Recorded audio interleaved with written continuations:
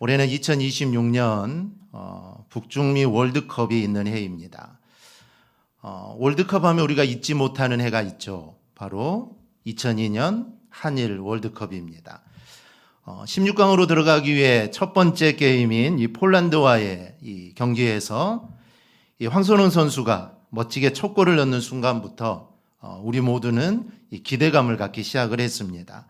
그리고 이어 유상철 선수가 골을 넣었을 때 이제 우리도 월드컵에서 첫 승을 이루게 되었구나라는 그런 감격이 몰려오게 됩니다. 이 포르투갈 경기에서 이 피구라는 유명한 선수를 이 김태형 선수가 이 꽁꽁 묶어 놓았고, 또 박지성 선수가 멋진 슛을 해서 결국 승리를 하게 됩니다. 이 16강전에서는 이탈리아를 만나게 되죠. 강팀입니다. 이때 마침 이탈리아에서 냉대를 받던 이 안정환 선수가 이 골든골을 터뜨리며 이 반지 세레머니를 우리에게 보여줍니다. 이 골로 인해 안정환 선수는 이탈리아 페루자 팀에서 방출이 되죠. 그리고 마피아들이 죽인다고 해서 지금까지 이탈리아를 가지 못한다라고 이렇게 말을 합니다. 그리고 8강전에 스페인을 만나서 승부차기 끝에 우리가 또 승리를 얻습니다. 그때 골을 넣고 웃는 홍명보 선수의 모습은 이후로도 대한민국은 웃습니다라는 이런 공익 광고로 우리에게 흐뭇함을 던져주었습니다.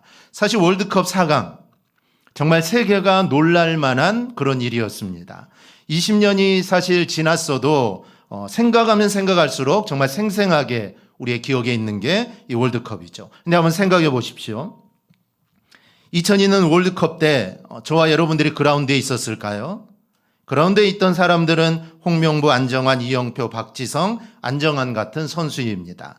저와 여러분이 아니죠. 그런데 우리가 경기장엔 뛰지 않았지만 우리는 그때 일을 마치 우리가 경기장에서 뛴 것처럼 아주 생생하게 기억을 하고 있습니다. 왜 지금도 우리의 가슴이 생각할 때마다 벅차할까요? 그들은 바로 우리의 대표 선수들이기 때문입니다. 대표 선수이기 때문에 실제로 우리가 뛰지 않았지만 마치 우리가 뛴 거나 다름없는 그런 경기가 되는 것이죠. 여러분, 찬양대도 마찬가지입니다. 오늘 찬양대 헌신예배를 우리 에베네셀 찬양대는 우리 교회의 대표들입니다. 무엇의 대표냐? 바로 찬양을 부르는 대표 선수들입니다. 따라서 찬양대가 예배 때 부르는 성가는 우리 저들만의, 우리 찬양대만의 찬양이 아니죠. 바로 우리 교회 전체의 성가가 되는 겁니다. 우리와 별개의 무리가 아니라는 것이죠. 바로 우리 자신입니다. 따라서 우리 찬양대를 축복해 주시고 또 찬양을 잘하게 하기 위하여 또 물신양면으로 여러분 도와주시기를 바랍니다. 이 찬양대도 그런 생각을 해야 합니다. 여러분의 혼자의 이름으로 여기 서 있는 게 아닙니다. 여러분이 찬양을 부르기 위해 서 있는 이 자리는 바로 교회의 이름을 붙이고 서 있는 것입니다. 여기 앉아있는 모든 교인들의 이름을 붙이고 서는 것이죠. 따라서 찬양에 임하는 여러분들의 자세는 마치 축구에 있어서 국가대표 선수가 갖는 마음처럼 사실 남다른 면이 우리 안에 있어야 합니다. 국가대표에 선출된다는 거 사실 이게 얼마나 어려운 일입니까? 거기에 들어가기만 해도, 경기에 뛰지 못한다고 해도 이게 얼마나 영광이고 대단한 일입니까? 마찬가지로 우리 찬양대가 찬양하는 것도 그들과 다르지 않다라는 것이죠. 즉 교회를 대표해서, 모든 성도들을 대표해서 우리 찬양대가 찬양을 하는 겁니다. 그러니 사실 마음가짐부터 달라야 하는 겁니다. 오늘 보면은 그런 찬양대나 우리 모두가 가져야 할 마음에 대해서 이야기합니다. 오늘 보면은 오베데돔의 집에 있던 언약궤를 다윗성으로 옮기는 이야기입니다. 이 시온에 있어야 할 언약궤가 블레셋과의 전쟁에서 빼앗기게 되죠. 블레셋 사람들은 이스라엘 사람들의 신인, 상징인 이 언약궤를 빼앗았다고 그들은 무척 좋아합니다. 오전 예배 때도 말씀드렸듯이 자신들이 여호와, 즉 유대인들이 이스라엘 섬기는 신을, 다곤 신이 그 여호와를 이겼다라는 것이죠. 그래서 너무나 기분이 좋았던 겁니다. 그래서 그들은 그 여호와의 언약궤를 다곤 신상 앞에 놓게 됩니다. 그런데 아침이 되면, 밤이 지나면 자기 신상의 머리가 떨어져 나가는 아주 기이한 일들이 벌어지게 되죠. 그래서 그들은 생각합니다. 이 언약궤는 우리가 가지고 있으면 안 되구나. 이건 다시 돌려보내야 된다라고 생각을 합니다. 그런 언약궤가 기럇 여아림에 있게 된 것이죠. 그런데 80년이 지나도록 이 언약궤가 예루살렘으로 돌아오지를 못합니다. 다윗이 왕이 되고 나서야 이 일을 진행하게 되는데 그나마도 먼저는 우사가 죽는 실패를 경험하게 되죠. 그래서 오베데돔 집에 이 언약궤를 잠시 맡기게 되죠. 이제 3개월이 지납니다. 오늘 나와 있듯이 오베데돔에 하나님 복이 임하죠. 그래서 다윗이 그 법궤를 다시 언약궤를 내가 다시 가져와야겠다라고 생각을 하고 두 번째 시도를 하게 됩니다. 그런데 이 과정에서 다윗이 덩실덩실 춤을 추죠. 뿐만 아니라 온 이스라엘이 즐거이 부릅니다. 여기서 춤을 춘다, 즐거이 부른다, 이거는 전부 찬양하는 모습입니다.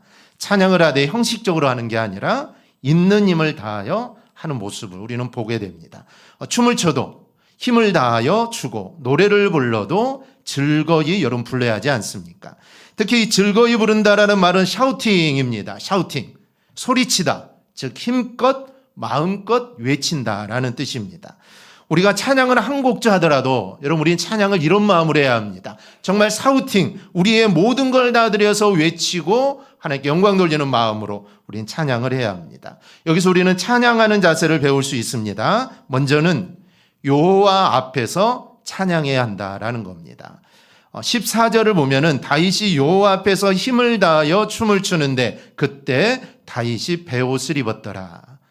다윗이 힘을 다하여 춤을 춥니다. 그런데 그는 누구 앞에서 춤을 춘다고 합니까? 여호와 앞에서. 다윗은 지금 여호와 앞에서 춤을 추고 있다라고 말을 합니다. 이것은 찬양을 받으실 분은 오직 여호와 한 분밖에 없다라는 사실을 말해줍니다. 또한 다윗이 여호와 앞에서 춤을 힘차게 추었다는 것은 하나님께 기쁨을 드렸다라는 것이죠. 우리 아이들이 자랄 때 어릴 때 춤을 추지 않습니까? 수한나도 어렸을 때 많이 췄는데 참 잘하면서 이제 안 추죠. 어렸을 때 4살, 5살 때 부모님 앞이나 할아버지, 할머니 앞에서 얼마나 춤을 춥니까? 근데 춤을 추는 이유는 엄마, 아빠나 할아버지, 할머니를 즐겁게 해드리기 위함입니다. 오늘 다윗도 똑같습니다. 다윗이 여호와 앞에서 춤을 췄다는 것은 지금 하나님을 기쁘시게 하는 것이죠. 하나님을 내가 어떻게 기쁘게 할 수 있을까? 내가 춤을 춰서 내가 하나님을 기쁘게 해드려야겠다. 지금 다윗은 춤을 추면서 하나님을 기쁘게 드리는 것입니다. 찬양은 하나님께 드리는 것이다. 사실 모두 다 알고 있죠. 당연한 거라고 이야기합니다. 그러나 이 시간 우리 자신에게 다시 한번 물어봐야 합니다. 내가 정말 여호와 앞에서 나는 여호와만을 찬양하고 있는지 내 자신에게 우리 찬양대는 특별히 물어보아야 합니다. 여러분 마음속에 어떤 대답이 있습니까? 우리가 다윗을 다시 한번 보겠습니다. 다윗이 힘차게 춤을 추는데 다윗이 어떤 옷을 입고 있었을까요? 베에봇이라고 합니다. 이 에봇은 위에서 아래로 통으로 짠 옷입니다. 지금으로 하는 약간 원피스 같은 옷이죠. 이 바지가 아닙니다. 따라서 이런 옷을 입고 팔다리를 번쩍번쩍 들어가며 춤을 추면 여러분 어떻게 될까요? 하체가 드러날 수밖에 없습니다. 생각해 보세요. 다윗이 누굽니까? 한 나라의 왕이지 않습니까? 왕이 백성들이 보는 앞에서 춤을 추는 것 자체도 사실은 있을 수 없는 일인데 왕이 하체까지 드러내면서 그 춤을 추고 있습니다. 그러자 다윗 아내 미갈이 뭐라고 합니까? 20절입니다. 우리 함께 보겠습니다. 다윗이 자기의 가족에게 축복하러 돌아오매 사울의 딸 미갈이 나와서 다윗을 맞으려 이르되 이스라엘 왕이 오늘 어떻게 영화로우신지 방탕한 자가 염치 없이 자기의 몸을 드러내는 것처럼 오늘 그의 신복의 계집종의 눈앞에서 몸을 드러내셨도다 하니 이 말은 왕을 비꼬는 것이죠. 왕 체면에 왕이 돼서 어떻게 하체를 드러내고 춤을 출 수 있느냐 마치 영락없은 창녀와 같다라고 다윗을 비꼬는 겁니다. 하지만 다윗은 하체가 다 드러날 정도로 힘있게 춤을 추지 않을 수가 없었던 것이죠. 왜냐하면 지금 자신은 사람 앞에 있는 게 아니라 지금 자신은 만왕의 왕이신 하나님 앞에 있는 것이고 나는 지금 하나님 앞에서 춤을 추는 거기 때문에 그런 거 따질 이유가 없다라는 것이죠. 여러분 찬양은 하나님 앞에서 그리고 하나님께 드리는 겁니다. 여러분 이 사실을 절대로 잊지 않기를 축복합니다. 하나님 앞에서 하는 것이기 때문에 내 자신을 잊을 수 있는 것이죠. 다윗이 내가 백성 앞에서 춤을 춘다. 그러면 자신을 잊을 수가 없습니다. 나는 왕인데 내가 어떻게 그렇게 춤을 추지? 그런데 지금 다윗은 하나님 앞에 있기 때문에 나를 잊은 것입니다. 내가 왕인 것도, 아니면 내가 목사인 것도, 내가 장로인 것도, 내가 집사인 것도 지금 다 잊어버린 것이죠. 그래서 그는 자기는 생각하지 않고 하나님께 지금 춤을 추면서 찬양할 수 있었던 겁니다. 이 다윗과 미갈은 이 면에 있어서 달랐습니다. 다윗은 자신이 부끄러운 모습이 된 줄도 모르고 찬양을 하고 찬양에 열중했지만 미갈은 자신의 남편이 부끄러운 짓을 한다라고 생각을 했던 겁니다. 그 차이는 행동에서 나타나기 전에 이미 하나님 앞에 서 있느냐 서 있지 않느냐에 따라 나타납니다. 즉 미갈은 하나님 앞에 서 있지 않았던 것이죠. 그래서 결국 미갈은 하나님의 징벌을 받아 죽는 날까지 자식이 없어야 했습니다. 이 찬양을 하다 보면 체면을 생각하는 분들이 있습니다. 박수 치자고 하면 마지못해 치는 분들이 있어요. 치기 싫은데 또 치라 그러니까 쳐야겠다. 이런 분들이 있죠. 한 달에 한 번 율동을 하는데 마지못해 하는 분들이 있습니다. 부끄럽다는 것이죠. 부끄럽죠. 내 체면에 내가 목사인데, 내가 장로인데, 내 체면이 있지. 내가 어떻게? 여러분 찬양은 다시 춤을 추는 것은 여러분 하나님 앞에서 하는 겁니다. 우리가 박수치며 찬양하고 춤을 추며 찬양하는 거 사람 앞에서 하는 게 아니죠. 지금 내가 하나님 앞에서 한다라는 생각이 우리 안에 있어야 합니다. 그러면 사실 체면 차릴 게 없죠. 체면 차릴 게 없습니다. 사람을 볼 것이 아니라 바로 하나님을 우리는 보아야 합니다. 여호와를 바라보며 여호와 앞에서 찬양하는 자가 여러분 힘껏 찬양할 수 있고 또 즐거이 찬양을 외칠 수 있습니다. 사람을 생각하니까 여러분 자꾸 움츠려들고 실력을 생각하고 여러분 그러는 겁니다. 찬양은 여호와만 바라보고 하면 됩니다. 그러면 여러분 힘차게 찬양할 수 있습니다. 그리고 하나님도 정말 하나님만을 바라보는 그 찬양 우리 하나님 기뻐 받아 주실 줄 믿습니다. 오늘 찬양대뿐만 아니라 우리 모두 오직 하나님만 바라보며 찬양할 수 있기를 바랍니다. 그래 사람을 기쁘시게 하는 것이 아니라 하나님만 기쁘게 하는 삶이 되기를 축복합니다. 또 하나는 함께 찬양해야 합니다. 우리는 오늘 본문을 보면서 다윗이 춘 춤이 어디로 연결되었는가를 보아야 합니다. 덩실덩실 하체가 드러날 정도로 춤을 추던 다윗의 춤은 결국 온 이스라엘로 퍼져나가게 되죠. 그래서 15절을 보면 다윗과 온 이스라엘 족속이 즐거이 환호하며 나팔을 불고 여호와의 궤를 메어오니라. 분명히 다윗 혼자 춤을 추기 시작했는데 그 모습을 본 이스라엘 모든 백성들도 함께 하나님을 찬양하기 시작했다라는 것이죠. 여기서 우리가 중요한 것을 놓치지 말아야 합니다. 찬양은 어느 누구의 전유물이 아니다라는 것이죠. 비록 찬양대가 있고 그래서 찬양대가 우리를 대표해서 찬양을 합니다. 하지만 찬양은 찬양대만의 전유물이 절대로 아닙니다. 찬양대 우렁찬 찬양은 그대로 성도들에게 또 나타나야 합니다. 찬양대의 세미한 찬양은 그대로 성도들에게도 또한 나타나야 한다는 것이죠. 이것이 축구와 성가대와 찬양대와의 다른 점입니다. 축구는 국가대표 선수들만 잘 뛰면 됩니다. 굳이 우리가 축구하지 않아도 되죠. 우리가 나가서 뛰지 않아도 됩니다. 그냥 응원만 열심히 하면 되죠. 여러분 찬양 그렇지 않습니다. 우리 대표 선수들 찬양대가 찬양을 하지만 우리는 앉아서 찬양대가 찬양을 잘하는구나 누가 오늘 틀렸지 구경하는 게 아닙니다. 찬양할 때 우리도 역시 함께 하나님께 찬양을 들어야 한다는 것이죠. 이 순서에 따라 찬양대 가는 시간도 있지만 역시 우리 모두의 목소리로 또 하나님을 찬양을 해야 합니다. 이렇게 하기 위해 찬양대와 성도의 아름다운 공조가 있어야 합니다. 먼저는 이심전심이 있어야 합니다. 다윗이 춤을 추는데 온 이스라엘에 퍼졌습니다. 마음이 서로 통한 것이죠. 마음이 통하지 않으면 할 수 없죠. 다윗이 춤을 추니까 백성들도 그 마음을 알고 함께 찬양하며 춤을 춥니다. 마찬가지입니다. 찬양대 찬양을 들으실 때 우리가 오늘은 얼마나 잘하나라고 생각하며 들으면 이거는 연주회장에 온 것이죠. 연주회장에서는 누가 잘하나, 얼마만큼 잘하나, 누가 틀리는가 주의하며 잘 들어야 하죠. 하지만 지금 우리는 연주회장에 온 게 아니라 우리는 여호와 앞에 와 있다라는 사실을 여러분 잊지 않기를 바랍니다. 찬양대가 찬양하는 내용이 무엇인가에 귀를 잘 기울여야 합니다. 마음을 같이 해야 하죠. 마음을 같이 하다 보면은 찬양대가 찬양하지만 지금 내가 이 찬양대와 함께 내가 찬양하고 있다라고 생각되어진다며, 그리고 함께 마음으로 찬양하다 보면은 찬양이 끝날 때 저절로 아멘하고 화답하게 되어 있는 것입니다. 그리고 예배 순서에 따라 찬양할 다음 기회가 올 때 그 마음이 저절로 연결되어 또한 찬양을 하게 되는 것이죠. 또 하나 있습니다. 성가대와 찬양대와 성도는 서로 끌어주고 밀어주고 그래야 합니다. 먼저 찬양대는 성도들이 들을 수 있는 찬양을 해야 합니다. 지나친 기교나 예술적인 것에 너무 치중할 필요는 없습니다. 좋은 성가는 예배 후에 성도들이 흥얼흥얼 따라할 수 있는 성가, 사실 그게 가장 좋은 성가죠. 성도들과 함께하지 못하는 성가는 사실 좋은 찬양이라고 할 수가 없습니다.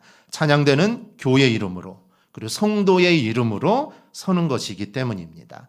반대로 성도들은 찬양대의 찬양으로 한층 더 업그레이드되는 찬양을 할 수 있어야 합니다. 이 찬양대가 야 매일 어려운 찬양만 한다라고 불평할 것이 아니라 찬양대 찬양을 들으면서 부르는 찬양의 실력을 더욱더 상승되어야 하는 겁니다. 그리고 더 좋은 아름다운 곡으로 부를 수 있도록 여러분 성장해야 합니다. 요즘 청년들의 찬양을 들으면 많이 어렵습니다. 우리 때야 뭐 다윗과 요나단, 뭐 소리엘, 뭐 그런 비슷한 종류의 찬양, 그 찬양들은 쉽죠. 충분히 잘 부를 수 있습니다. 박자도 그래도 잘 맞춰주고 그래서 잘 부를 수 있는데, 요즘 나오는 찬양들은 이게 도저히 따라갈 수 없을 정도로 박자도 얼마나 쪼개는지 들어가기도 힘들고 너무 부르기가 참 어렵습니다. 어렵죠. 많이 듣고 들어도 어려워요. 부르려면. 이제 요즘 찬양이죠. 그렇다고 포기할 수는 없지 않습니까? 제가 이제 우리 청년부들을 지도하고 있는데 요즘 이제 청년들은 옛날 소리의 찬양 잘 모르죠. 옛날 그런 찬양들은 사실 잘 모릅니다. 요즘 또 찬양들 얼마나 매일매일 새로운 찬양들이 나오기 때문에 근데 우리 청년들은 잘 따라합니다. 왜냐하면 다 할 수 있죠. 하지만 저는 잘 안 돼요. 저는 자주 듣습니다. 또 청년들과 함께 해야 되니 함께 찬양도 해야 되고 청년들이 하는 찬양도 좀 같이 해줘야 되기 때문에 이제 그 찬양들을 계속 들어요. 한 번 듣고 두 번 듣고 계속 듣습니다. 그러다 보면은 조금씩 찬양의 실력들이 올라가는 것이죠. 즉 우리 성도들이 찬양대 찬양을 들을 때 야 어렵다라고 생각할 것이 아니라 그 찬양을 주의 있게 들어서 정말 그런 찬양이 반복될수록 내 찬양의 실력들이 조금 더 상승할 수 있도록 그런 기회로 삼아야 하는 것입니다. 이게 서로에게 도움이 되는 것이죠. 찬양은 어느 한 부류의 전유물이 절대로 아닙니다. 우리 모든 성도의 것입니다. 그렇다면 찬양은 여러분 함께 하는 것이 되어야 합니다. 그러기 위해 찬양대와 성도는 한 마음 하나가 되어서 오직 하나님만을 찬양하는 모습을 여러분 가져야 합니다. 이것이 여러분 가장 중요합니다. 마지막으로 셋째는 말씀 없이 찬양은 없습니다. 우리가 살피고 있는 이런 아름다운 찬양의 모습의 원인이 무엇입니까? 우리는 그 점을 여러분 놓쳐서는 안 됩니다. 사실 다윗은 3개월 전에 실패했습니다. 기럇 예아림에 머물러 있던 언약궤를 시온으로 드리기 위하여 그는 이미 노력한 바가 있죠. 근데 그때 웃사가 죽임을 당하는 것을 보고는 다윗이 겁을 먹게 됩니다. 그래서 하던 일을 멈추게 되죠. 근데 이제 3개월이 지난 오늘 영광스럽게 찬양하며 그 일이 다시 한번 이루어집니다. 그런데 이번은 이전 3개월 전과는 다릅니다. 그러면 도대체 그 사이에 어떤 일이 과연 있었을까요? 무엇이 달라졌기에 오늘 이 언약궤를 옮기는 모습은 이 3개월과 완벽하게 달랐을까요? 우리는 그 이유를 12절, 13절, 15절에서 나타나는 중요한 단어를 통해 우리가 알 수가 있습니다. 그것은 바로 우리 한번 따라합시다. 메고, 맨, 메어. 뭐 영어 같죠? 영어는 아닙니다. 한글입니다. 메고, 맨, 메어라는 세 개의 단어입니다. 석 달 전 실패의 원인이 어디였을까요? 왜 실패했을까요? 다윗이 그냥 언약궤를 옮겼을까요? 아니죠. 다윗은 하나님을 정말 사랑하고 언약궤를 소중하게 여기는 왕입니다. 그러니 허투루 언약궤를 옮기지 않았을 겁니다. 아마 완벽한 준비를 통해 이 정도 됐으면 정말 완벽하다 할 정도로 준비를 옮겼는데 실패했죠. 근데 실패의 원인은 말씀의 부재에 있었습니다. 석 달 전에 실패한 원인 1절을 보십시오. 다윗은 무려 3만 명이나 되는 사람을 준비합니다. 그리고 하찮은 3만 명이 아니죠. 이스라엘에서 뽑은 무리, 즉 그 중에서도 뽑아서 3만 명이라는 사람을 모집합니다. 5절을 보면은 찬양대가 멋지게 포진하고 있습니다. 수금, 비파, 소고, 양금, 제금 등 모든 악기로 여호와를 찬양하는 주악을 올립니다. 그런데 웃사가 죽었습니다. 이유는 단 하나죠. 웃사가 왜 죽었을까요? 왜 언약궤를 들어오는데 실패했을까요? 빨리 찬양대 이야기해 보세요. 오늘 찬양대 헌신 예배니까.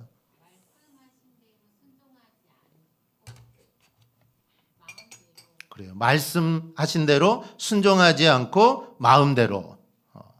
그래서 어떻게 했어요? 순종하지 않고. 다윗은 어떻게 옮겼어요?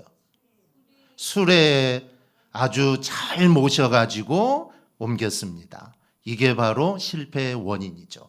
수레에 옮긴 것. 수레에 옮긴 것 괜찮아 보이는데, 그런데 그는 말씀의 부재였습니다.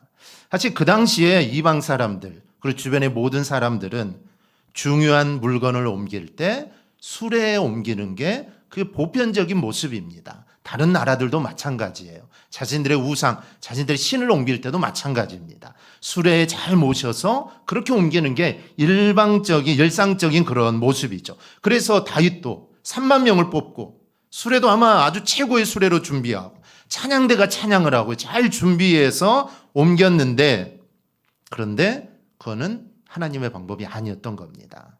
하나님 방법은 뭐였을까요? 메고 맨 메어. 이게 바로 하나님의 방법이었죠. 그래서 3개월이 지난 후에 다윗은 그 방법으로 메고 맨 메어 그 방법으로 언약궤를 옮기게 됩니다. 그러자 아무런 이상이 없게 되었다라는 것이죠. 하나님은 아무리 정성을 들여서 아무리 최고의 수레를 사용해서 새로 만든 수레, 최고의 수레를 만들어서 옮겼지만 하나님은 그것을 단호하게 거절했습니다. 얼마나 정성이 들어갔겠어요. 정성을 다해서 했는데도 하나님은 그 정성을 받아주지 않았습니다. 하나님은 그 정성보다 하나님의 말씀에 순종하기를 원하셨던 겁니다. 그래서 당신의 뜻이 이루어지기를 바란 것이죠. 하나님은 내용 없는 정성을 바라시는 것이 아닙니다. 정성을 따지자면, 굳이 찬양대와 연결하면, 규모로 따지자면 여러분 다윗이 준비한 게 부족했겠습니까? 다윗이 준비한 것은 차고 넘쳤습니다. 하지만 하나님이 가장 원하시는 것은 당신의 말씀이 그대로 이루어져 당신의 영광이 나타나는 것. 이게 하나님이 가장 원하신 일입니다. 석 달이 지나고야 다윗은 이것을 깨닫게 된 것이죠. 그래서 이번에는 채를 준비하여 메고 오게 합니다. 그래서 오늘 본문에 메고 맨 메어 3번이나 이 말이 반복되어 나오는 겁니다. 하나님 말씀대로 이루어져 가자 순조롭게 나갈 수 있었고, 그것이 기뻐서 다윗과 온 이스라엘 백성이 함께 찬양을 했던 겁니다. 우리 사랑하는 찬양대 여러분, 그리고 우리 성도 여러분, 말씀 없이 찬양만 있을 수 없음을 여러분 꼭 기억하시기를 바랍니다. 여러분 하나님의 말씀을 들어야 하며 하나님의 말씀에 여러분 순종해야 합니다. 하나님의 말씀이 여러분 가운데 이루어짐 없이 울려 퍼지는 찬양, 여러분 이거는 찬양이라고 하기에는 부족합니다. 그것은 사실 단지 노래일 뿐입니다. 하나님 말씀을 놓치지 않을 때 찬양은 하나님께 돌려지는 것이고 그 안에 바로 참 기쁨이 있게 됩니다. 이 찬양대와 우리 모든 성도는 하나님을 찬양해야 합니다. 특별히 우리 에베네셀 찬양대, 할렐루야는 그 할렐루야 찬양대가 할렐루야가 아니에요. 할렐루야 우리 찬양합시다 그겁니다. 박 장로님이 할렐루야 찬양대, 할렐루야 찬양대는 다른 말이에요. 할렐루야 찬양대가 아니라 우리 에베네셀 찬양대는 대강교회의 대표입니다. 그래서 온 성도들을 대신하여 대표로 하나님께 찬양하는 것이죠. 그러니 오직 하나님만을 향하여, 그리고 하나님만 찬양하며 살아가기를 축복합니다. 그리고 말씀 충만한 가운데 찬양하는 찬양대가 되어야 합니다. 그리고 말씀 없이 어떻게 찬양할 수 있겠습니까? 말씀 없이, 말씀의 충만함 없이 찬양하는 것은 그거는 하나님이 기뻐하시는 찬양도 아니고 그거는 온전한 찬양이 될 수가 없습니다. 그래서 우리 안에 찬양대 안에 말씀이 꽉 차 있어야 합니다. 그리고 그 말씀으로 찬양이 나와야 그 찬양이 진정한 찬양이고 그 찬양을 들으실 때 우리 하나님이 정말 기뻐하시는 찬양이 되는 것입니다. 더욱더 말씀을 가까이 하시기 바라고 그리고 말씀을 더 집중해서 우리 찬양들은 더 집중해서 말씀을 들어야 합니다. 그러면 찬양되어 찬양을 하나님이 기쁘게 받으실 줄 믿습니다. 그리고 찬양대뿐만 아니라 우리의 찬양도 하나님께 기쁘게 받으실 겁니다. 이러한 찬양의 은혜와 영광이 대강교회 위에 그리고 찬양대 위에 그리고 모든 성도들 위에 가득하기를 주님의 이름으로 축원합니다. 아멘. 기도하겠습니다. 하나님